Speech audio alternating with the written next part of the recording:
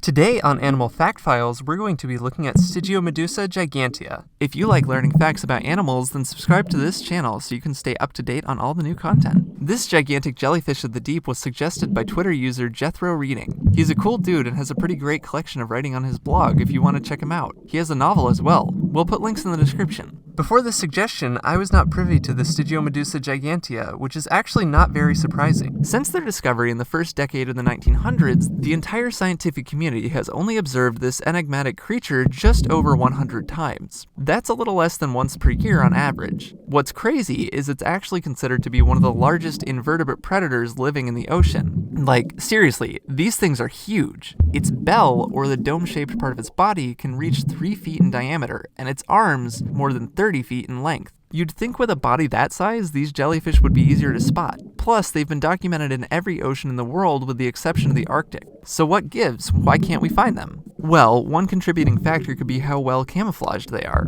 They come in a murky red-brown to purplish-red tint.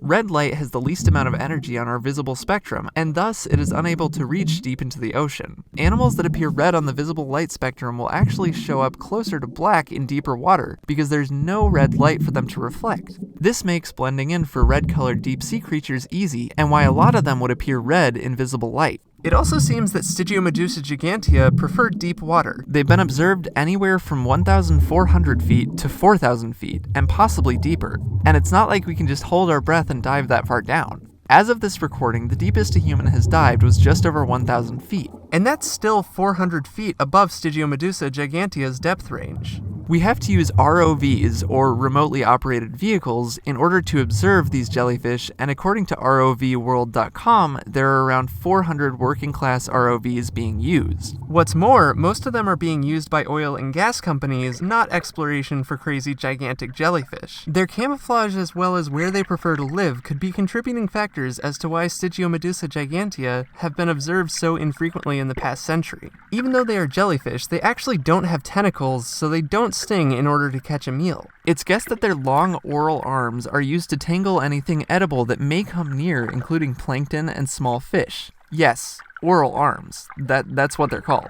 Some even call them mouth arms. Not tentacles, mouth arms. On the bright side, because they're so huge, it's believed that they probably do not have many, if any, predators roaming in the depths. Of course, there is still a lot of ocean for us to explore, so who knows what we're missing down there. With so few sightings, there's not much opportunity for research into these ghostly jellies. Their mating habits and life cycle are still a mystery, though it has been suggested that they may be viviparous, or in other words, give birth to live young. We do know that they have formed a symbiotic relationship with a small fish called Thalassobathia pelageica. It would seem that these small deep-sea dwelling fish have learned to live within the bell and arms of the Stygiomedusa gigantea in a wonderful relationship where they get to eat all the Stygiomedusa gigantea's leftovers.